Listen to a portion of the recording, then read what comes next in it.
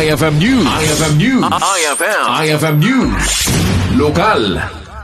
Nang ipaait isang 10 kilo sa bagas ti lokal a gobyerno iti syudad ti Lawag, kadigiti job order ken contract of service ken empleyado kaspas iti panang suporta ken panang bigbig kadigiti serbisyong itedda iti publiko. Kinumpirmaran ni Ms. Felicar Ancheta mangidadaulo ti Human Resource Management Office nga agarup limagasot a personel ket makaawat iti maysa a sako a naglaon iti 10 kilos a bagas. Inayon ni Ms. Ancheta a may kanpay digiti minimum wage earner ken digiti permanente a nababati sweldo na ket maipaayan ti bagas. Rod, maikanda iti 10 kilos nga bagas each. We have around almost 500 COS personnel. And then, maikan pa yung, dapat sobra tayo, maikan pa iti dito mga minimum wage earners tayo.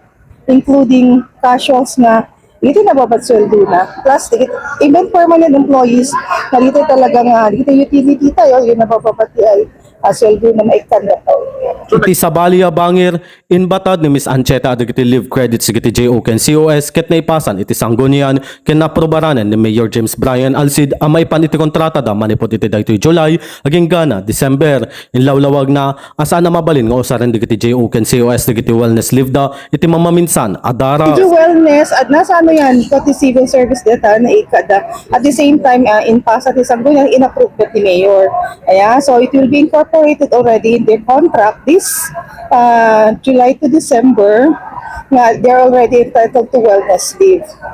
That's 5 days every year. Per year, DJ, 5 days per year. So siguro for this July to December, half year tayon, they can avail of the 5 days. Ayan.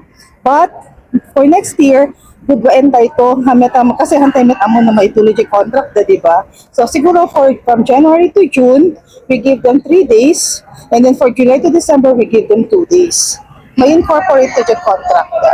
Ana mabalin. At the same time, the application of the wellness leave, 3 days lang di mabalin nga diretso, and the duong aldaw, hanga dapat nga, hanga diretso nga 5 days. So it's 3 days plus 2 days or sa gigesang aldaw, mabalindang availan per year. Kabayatan na nagyaman met digiti benepisyaryo iti initiative ti LGU Lawag gapot adakkel ti may paida ito itinaldaw agastusen da nang nangruna iti panawen ang nagtultuloy iti panaggato ti presyo digiti kang runaan akasapulan.